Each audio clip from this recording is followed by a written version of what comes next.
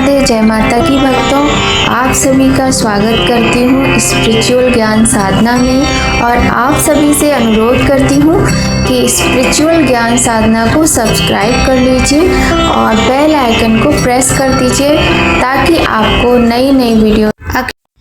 प्रतिवर्ष कार्तिक माह के शुक्ल पक्ष की नौमी तिथि को आंवला नवमी का पर्व मनाया जाता है।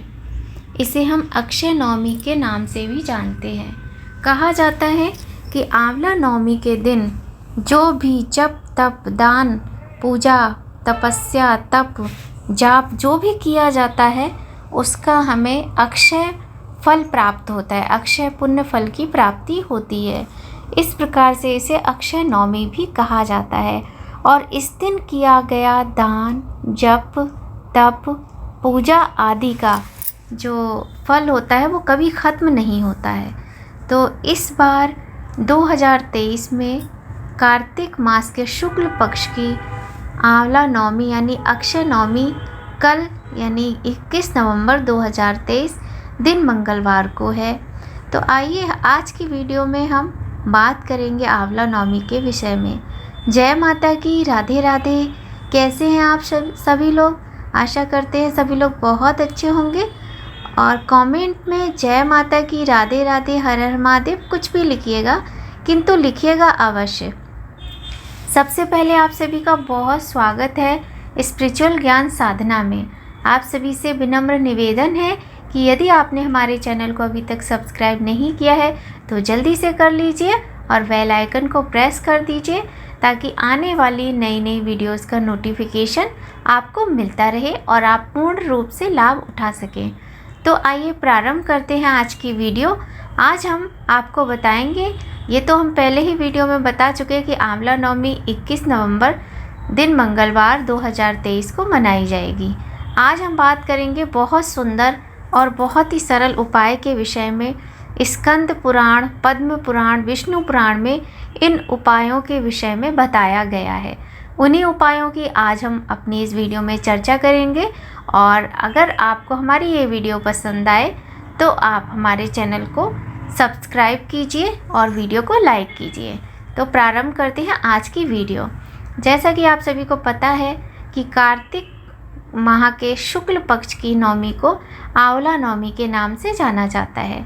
तो सबसे पहले आपके आसपास यदि कहीं आंवले का पेड़ है तो आप पूजा करने अवश्य जाइएगा। इस दिन भगवान श्री कृष्ण और माता लक्ष्मी की पूजा का विशेष विधान बताया जाता है। कहा जाता है जो आंवला नवमी के दिन व्रत रखकर माता लक्ष्मी का आवाहन करता है भगवान नारायण के साथ, उसके घर से धन संपत्ति संपदा आदि का कभी भी क्षय नहीं होता है। तो अगर आपके घर में आंवले का पेड़ है तो बहुत सुंदर बात है। और यदि नहीं है तो आपके आसपास मंदिर में जहाँ भी हो तो पूजा करने अवश्य जाइएगा संभव हो सके। तो चलिए बात करते हैं उपाय के विषय में। जिन लोगों को व्रत रखना है वो व्रत रख सकते हैं। ऐसा आवश्यक नहीं है कि प्रत्येक व्यक्ति को व्रत रखना है। तो जिनका व्रत है वो अपने व्रत के अनुसार पूजा पाठ करें और जिनका व्रत नहीं है वो भी पूजा कर सकते हैं। और आंवला नवमी के दिन दान करने का विशेष महत्व बताया गया है। इसके विषय में पूरी जानकारी हमने अपने पुराने वीडियो में दी है, आप देख लीजिएगा। 2 दिन पहले का वीडियो है हमारे चैनल पर जाकर, ठीक है। तो अब हम बात करेंगे स्कंद पुराण में जो एक उपाय बताया गया है आंवला नवमी के विषय में, उसके विषय में बात करते हैं। जैसा कि कल दिन मंगलवार को आंवला नवमी है तो सबसे पहले आप ये जान लीजिए कि 12 बजे जो दोपहर के 12 बजे होते हैं, 12 बजे से पहले पहले आपको आंवला नवमी की पूजा करनी है। भगवान लड्डू गोपाल शालिग्राम जी का पूजन भी अवश्य कीजिएगा। आप उनको पंचामृत से कच्चे दूध से स्नान करा सकते हैं, उनका तिलक चंदन आदि करके भोग लगाइएगा, धूप दीप दिखाइएगा, पंचोपचार विधि से पुष्प आदि चढ़ाकर कुछ मिष्ठान चढ़ाकर भगवान का पूजन करें। इसके अतिरिक्त यदि आपके यहाँ आंवला का वृक्ष है तो बहुत अच्छी बात है, नहीं तो आसपास चले जाइए। और आपको उपाय क्या करना है, देखिए पंचोपचार विधि से सबसे पहले तो आपको पूजन करना है। कच्चे दूध में हल्दी मिलाकर आंवले की जड़ को सींचिए, उसमें आपको जल चढ़ाना है लक्ष्मी नारायण का ध्यान करके। उसके बाद आप चंदन लगाइए, अक्षत चढ़ाइए और रोली लगाइए, सिंदूर लगाइए, अक्षत चढ़ाइए, भोग लगाइए। आंवले का जो फल होता है वो अवश्य ही अर्पित कीजिए भगवान नारायण को। और इसके बाद में आप धूप दीप दिखाइए, आरती कीजिए और हो सके तो आंवला नवमी के दिन 9 दीप प्रज्वलित कीजिए। बहुत ही सुंदर दिन है, अक्षय नवमी का ये पावन दिन है और आप जो भी कार्य करेंगे पूर्ण श्रद्धा भक्ति भाव से, प्रेम से, उसका कभी क्षय नहीं होगा। तो देखिए उपाय बताते हैं हम आपको। करना क्या है आपको, आपका जो अंगूठा है और जो छोटी वाली उंगली है, इन दोनों से सबसे पहले आपको पूजन करना है। उसके बाद आप झोली फैलाइए भगवान के आगे और उनसे विनती कीजिए। उसके बाद आपको अपने अंगूठे और छोटी उंगली के नाखून से जो आंवले की जड़ हो, आंवले की डाल हो, उसमें से उसकी छाल थोड़ी सी निकाल लीजिए। और छाल निकालने के बाद में आप उसका पूजन करके लाल कपड़े में बांधकर अपनी तिजोरी में या फिर जो भी आपके यहाँ धन रखने का स्थान हो, आप उस स्थान पर रख दीजिए। धूप दीप दिखाइए। कहते हैं ये उपाय करने से हमारे घर में कभी भी, जो भी व्यक्ति उपाय करता है उसके घर में कभी भी धन संपदा की कमी नहीं रहती है। ठीक है, अब हम आपको बताते हैं दूसरा उपाय। तो ये जो उपाय हमने आपको बताया ये स्कंद पुराण में वर्णित है। अब हम बात करते हैं दूसरे उपाय की। कहा जाता है आंवला नवमी के दिन आंवले के वृक्ष की पूजा करने के बाद यदि आंवले का जो रस होता है, आंवले के रस से भगवान शिव जी का रात्रि के समय अभिषेक किया जाए, रात्रि में 9 बजे के बाद का समय जो होता है, उस समय यदि आंवले के रस से भगवान शिव का अभिषेक किया जाए और जो वो रस है उसको प्रसाद स्वरूप घर लाया जाए। आपको ये भी ध्यान रखना है कि वो जो रस होता है आंवले का, वो कभी भी आपको तांबे और पीतल के बर्तन में नहीं रखना है। उसके लिए आप स्टील के बर्तन का ही इस्तेमाल कीजिए। तो कहा जाता है कि यदि आप उससे आंवले के रस से जब भगवान भोलेनाथ का अभिषेक करते हैं, आपको मंत्र बोलना है, ओम त्र्यंबकम यजामहे सुगंधिम पुष्टिवर्धनम उर्वारुकमे वंदनान मृत्युर्मुक्षे मामृतात्। भगवान वैद्यनाथ का ध्यान करना है। भगवान त्र्यंबकेश्वर से, भगवान वैद्यनाथ से आपको प्रार्थना करनी है कि आपके घर में किसी भी प्रकार की रोग आदि ना आए। यदि आपके घर में कोई व्यक्ति बहुत समय से बीमार है, अस्पताल में भर्ती है, तो आप इस उपाय को आंवला नवमी के दिन से प्रारंभ कीजिए और 2 बूंद रस उस व्यक्ति को पिला दीजिए घर लाकर। आप देखेंगे कि बहुत जल्द जो भी व्यक्ति रोगी है उसे आराम मिल जाएगा। इस प्रकार से आप इस उपाय को कर सकते हैं और आपके घर में आरोग्यता आती है, बीमारियां दूर भागती हैं। तो ये उपाय बहुत ही सुंदर है, आप अवश्य ही कीजिएगा।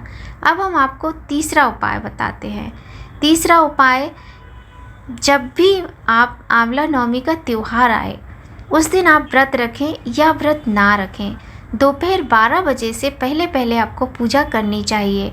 पूजा करने के बाद में आपको क्या करना है कि जो भी आपने भोजन बनाया हो, प्रसाद बनाया हो, सारे लोग मिलकर, परिवार में पति पत्नी बच्चे जितने भी सदस्य हों, सारे लोग मिलकर इस वृक्ष के नीचे, इस वृक्ष की छाँव में, आंवले के वृक्ष की डाल के नीचे बैठकर मिलकर भोजन कीजिए। ऐसा करने से भगवान लक्ष्मी नारायण का आशीर्वाद प्राप्त होता है। धन धान्य सुख संपदा की कभी कमी नहीं रहती है और आरोग्यता आती है।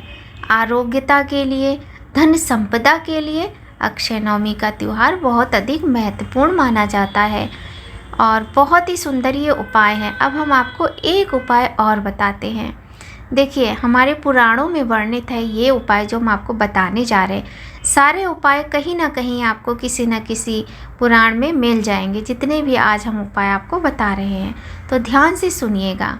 आज के दिन आपके घर में, रसोई घर में जो भी सामान है, जैसे कि आटा है, चावल है, दालें हैं, नमक है, मिर्ची है, घी है, तेल है, जितनी भी चीज़ें हैं, आप थोड़ी थोड़ी सामग्री जो भी आपकी श्रद्धा हो, गुड़, चीनी, जो भी आपसे बन सके, आप एक थाली में निकाल लीजिए और निकाल के आप आंवले के वृक्ष के नीचे रख लीजिए और भगवान लक्ष्मी नारायण का नाम लेकर किसी भी ब्राह्मण को वो सारी सामग्री दान कर दीजिए। इस प्रकार से जब आप ये सामग्री दान करेंगे तो इसका जो पुण्य होता है दान का, वो कभी भी समाप्त नहीं होता है।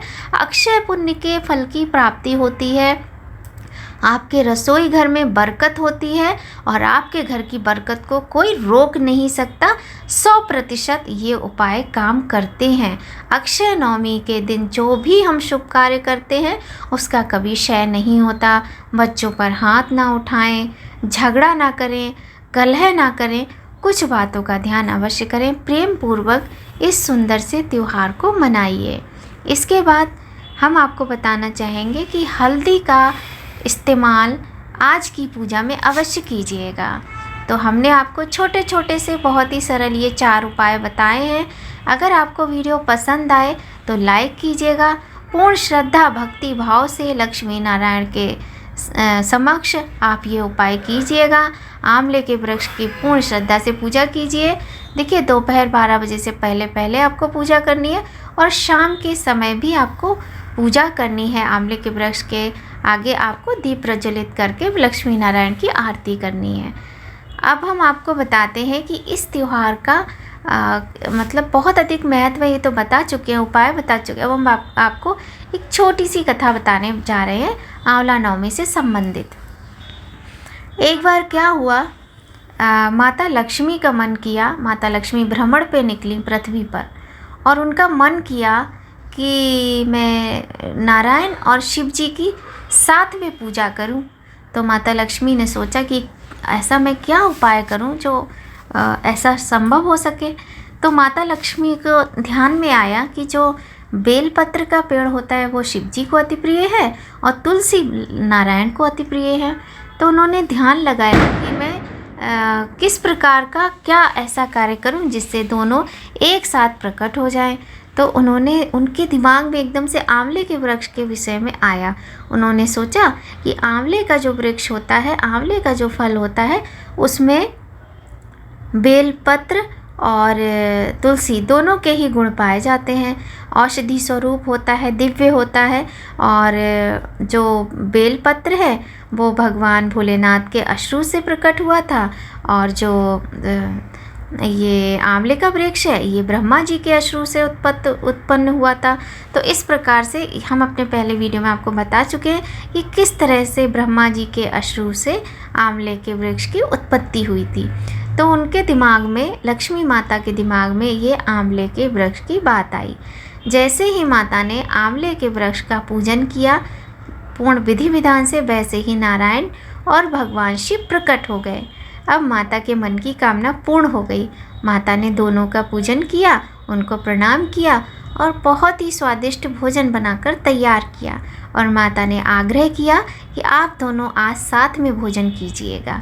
तो माता रानी की ये कामना इस प्रकार से पूर्ण हुई। भगवान शिव ने और भगवान नारायण ने साथ में भोजन किया। बड़े ही प्रेम पूर्वक आंवले के वृक्ष के नीचे पकाया हुआ भोजन आंवले के वृक्ष के नीचे ही किया। उनके भोजन करने के पश्चात माता लक्ष्मी ने स्वयं भोजन किया। और ये जो दिन था ये कार्तिक शुक्ल पक्ष के 9वीं तिथि का दिन था। इसी दिन से इस तिथि का महत्व बहुत अधिक बढ़ गया और इस तिथि को अक्षय नवमी के रूप में मनाया जाने लगा।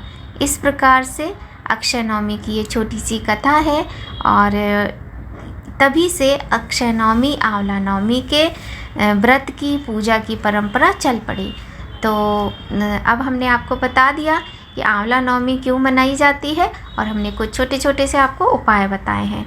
वीडियो पसंद आए तो लाइक कीजिएगा और शेयर कीजिएगा, हमारे चैनल को सब्सक्राइब कीजिए। इसी तरह से नई नई वीडियोस के साथ आपसे हम मिलते रहेंगे। आज की वीडियो का यहीं पर एंड करते हैं। जय माता की, राधे राधे। आप सभी को आंवला नवमी की हार्दिक शुभकामनाएं।